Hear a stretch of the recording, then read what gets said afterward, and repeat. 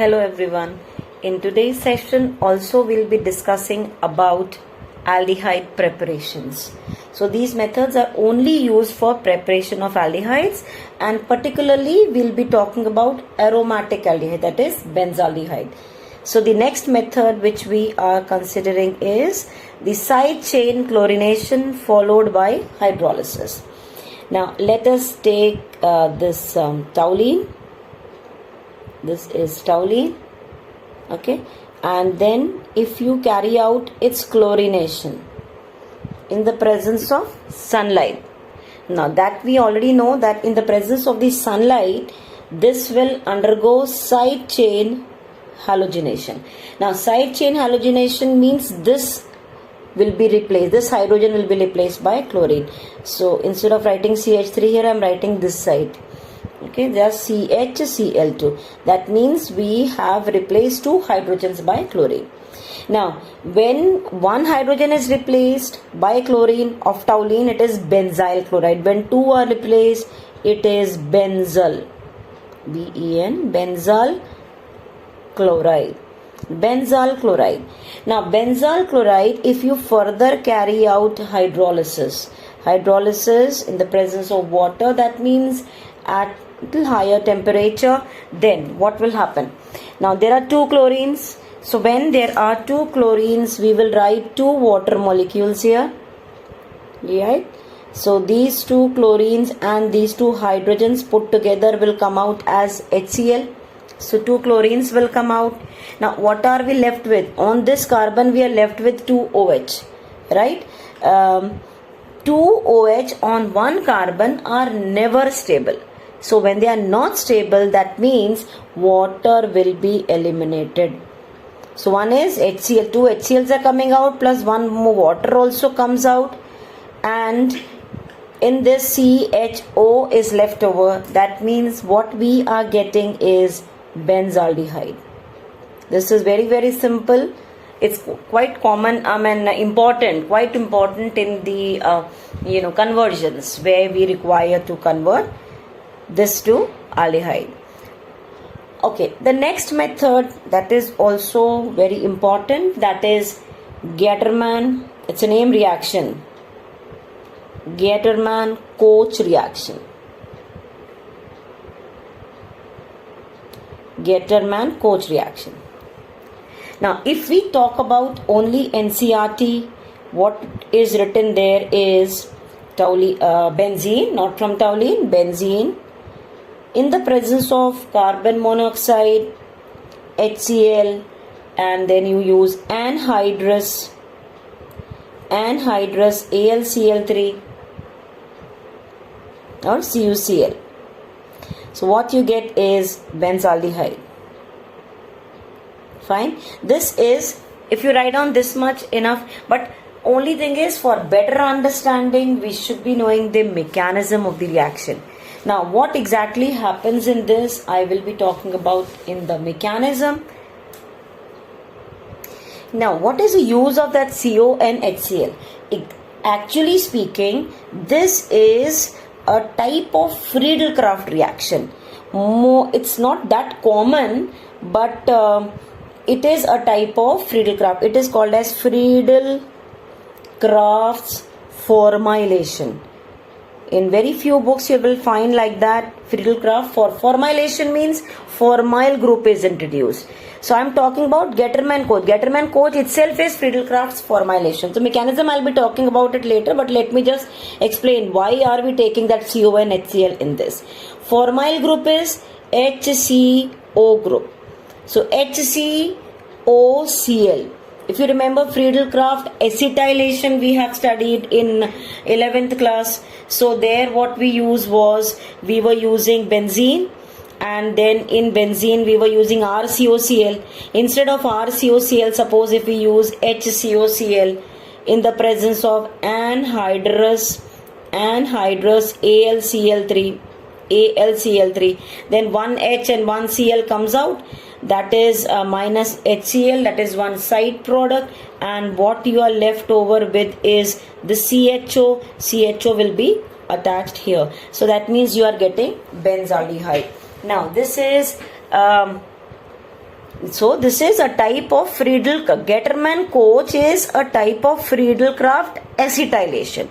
And particularly acetyl mein we are saying formyl. So we call this as Friedel-Crafts formylation. HCOCl. But then why they did not write that? The reason is formyl chloride, I also told you in one of the preparations earlier, formyl is unstable. Formyl chloride is unstable. So you cannot leave it like this and start off with the reaction. This is to be prepared in C2. Formyl chloride is always prepared in C2. That means we have to use CO and HCl, and we will prepare formyl chloride in the reaction. So that how it is prepared we are going to study in the mechanism. So we'll study about the mechanism. Now what exactly happens? We took here CO and HCl. So CO, okay, if you write the structure, this is CO and HCl. Okay, first these two will react. Now we know this is more electronegative. Chlorine is more electronegative. So when chlorine is more electronegative, it will try to take this electron towards itself.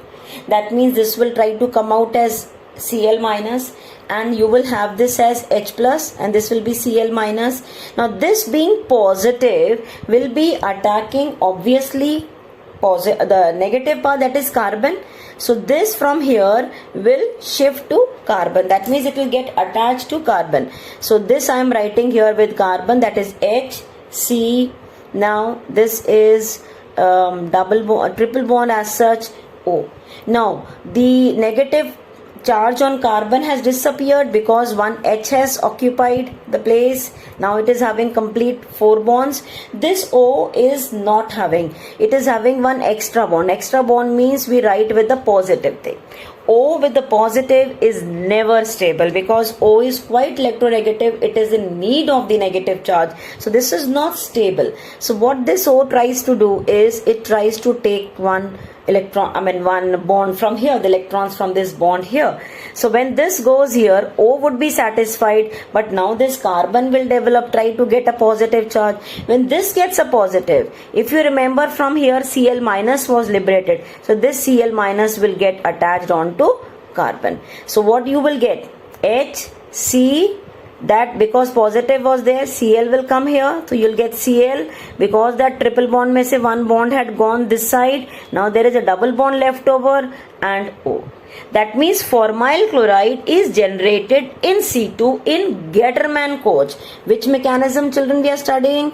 We are studying Getterman-Koch reaction. I'll repeat once again. C, triple bond O, that is carbon monoxide, and HCl.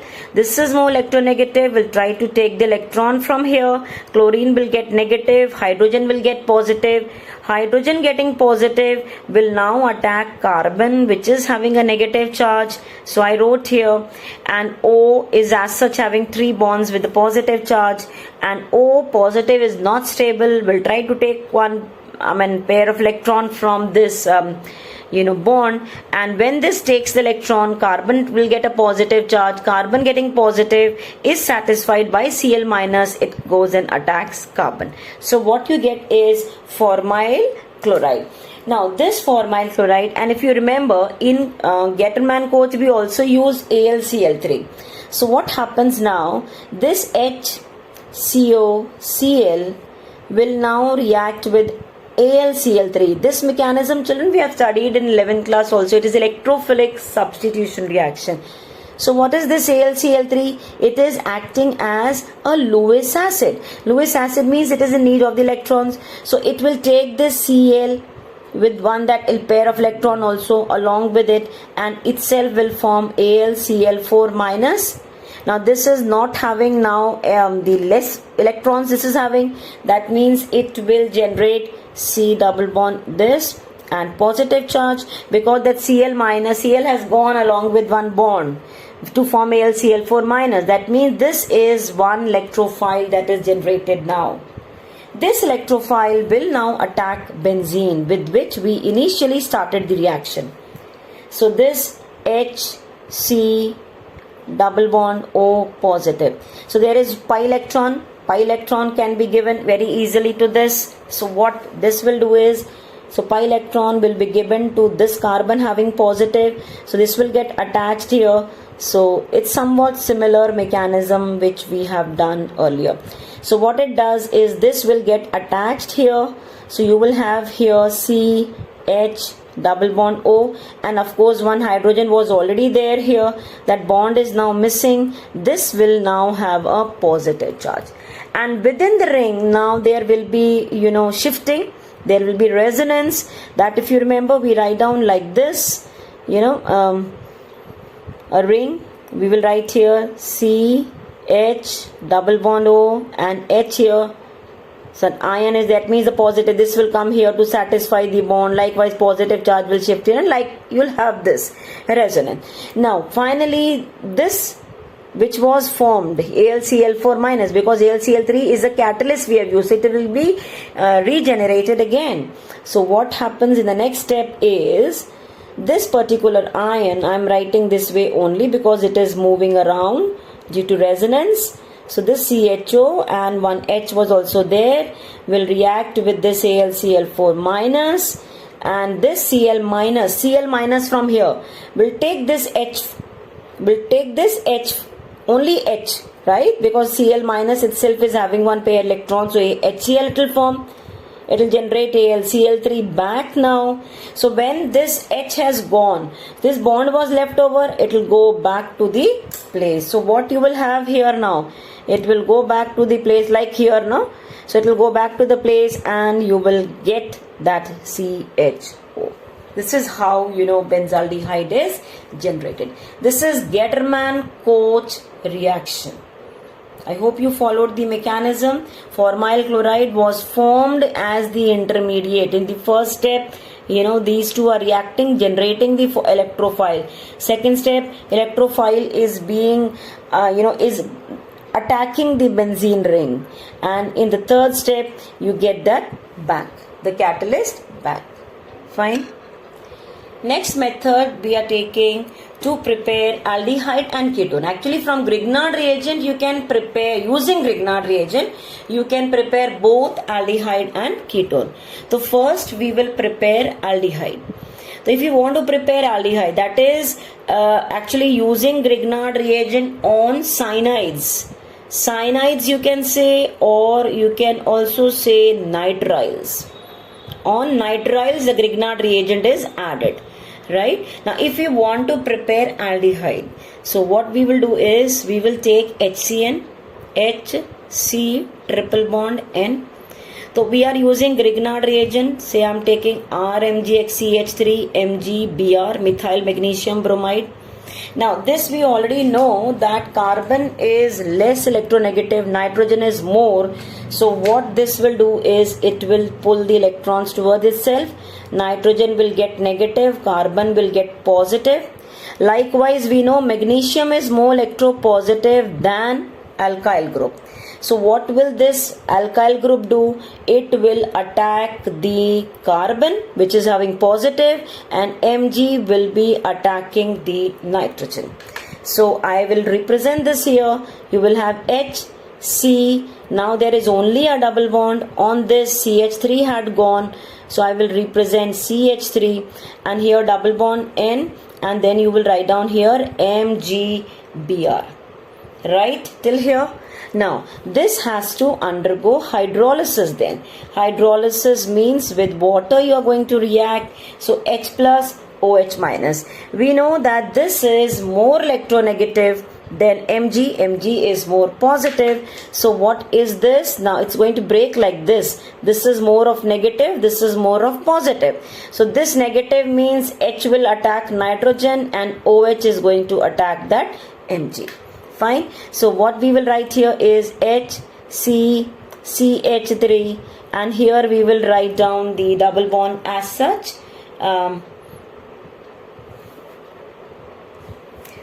So let me write down here, this is double bond N, H, plus you will have is Mg, OH and Br. Okay. So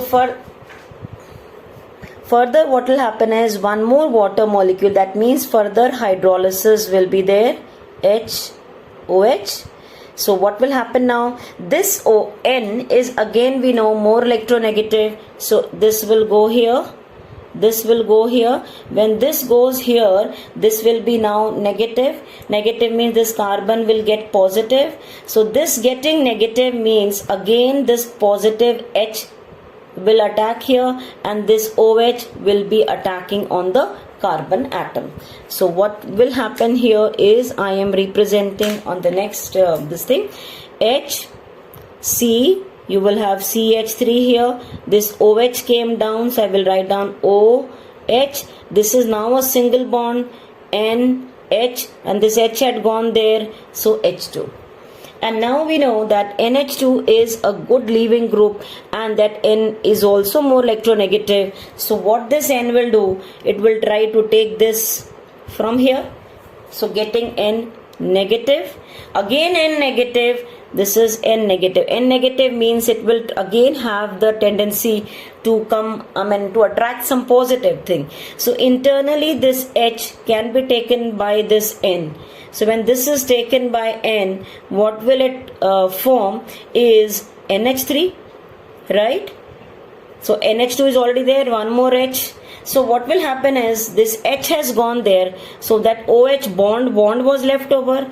Now when bond is left over, this will go back between carbon and oxygen.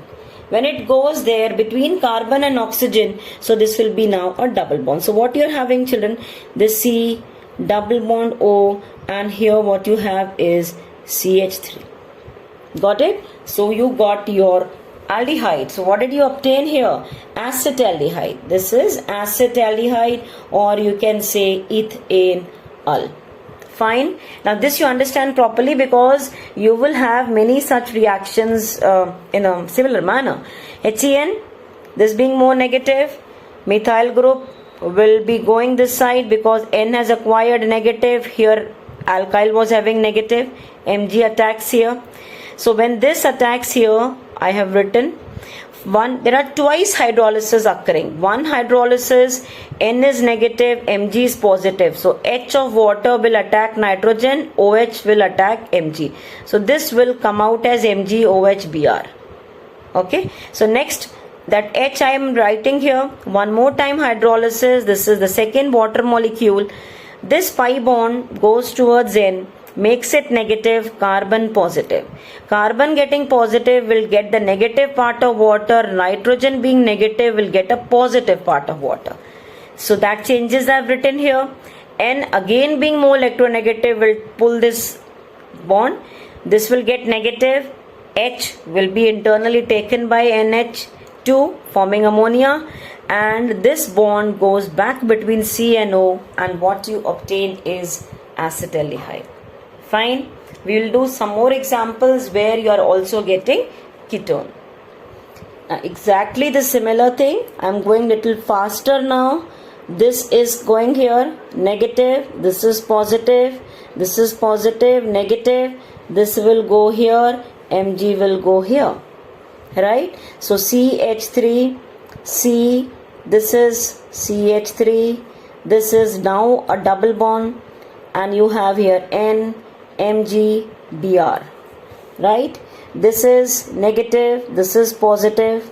So first hydrolysis, when you have H plus OH minus, so you will have this H going here and OH going here.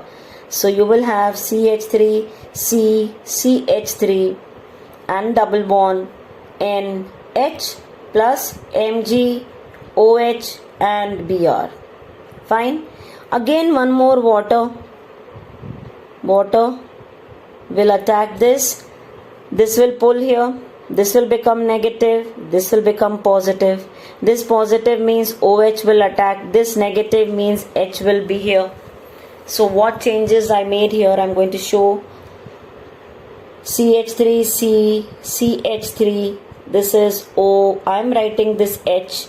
This is now a single bond and it became NH2. This is a good leaving group as I told you. So it will try to take this negative and H will go this side coming out as NH3. Right? This is coming out as NH3 and this bond will shift between C and O. So what are you left over with? CH3, C, CH3, C, double bond O. That is acetone is obtained. Overall, if you see what is the product, if you compare the previous one and this one, when any cyanide or nitrile is attacked by a Grignard reagent, whatever alkyl group is here, that alkyl group will get attached on this particular carbon atom, and this you remove and put a double bond. Final product, if you have to just give in short answers or MCQs, then whatever is the alkyl group, that alkyl you will attack on the carbon atom, remove it and put a O here. That's it. Clear? So I am writing some reactants, you'll predict the products. Now suppose you get these two, you have to predict the products then. As I said, whatever R is there, you will attack here. There is actually a triple bond. Sometimes only CN is written. So what is the product? You can pause and write the product. See if you have written this C6H5 C.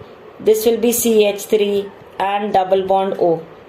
And you will have here Mg, of course OH and Br, and of course ammonia.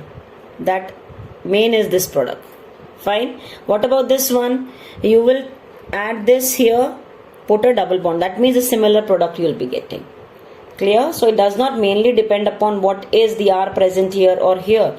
If you interchange them, then also the product can be same. That is what I mean to say. Okay. Now sometimes you have, using Grignard reagent, ester. How to write the product? I'll discuss. Now suppose you get something like this. It's ethyl acetate, ethyl ethanoate plus methyl magnesium bromide. This is also going to get attacked in a similar manner like cyanides or nitriles. This O is more electronegative, will pull this electron. So this will get negative, carbon will get positive. So where will this is negative, this is positive. So where will this go? Onto the carbon, Mg will go on to O. So what you will get is CH3, C, CH3 down here.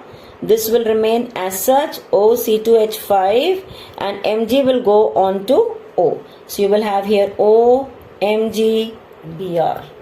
Clear till here? Now, what will this O do? O is more electronegative, will have a tendency to take this bond and go away. When this will have a tendency to go away as OC2H5, what will happen? Internally, this valency is getting disturbed for carbon. So internally, this bond from here will come in between C and O. So when this comes here, Mg gets positive. So this positive, now Mg will get attached to O, C2H5.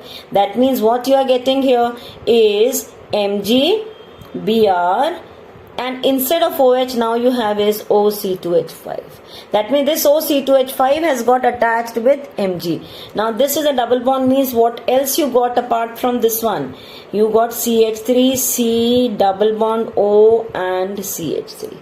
So do not get confused. Even if you are asked using Grignard reagent and ester, you are getting a product somewhat similar to this. Fine. Now one more I am writing of this ester. You will try on your own first and then see.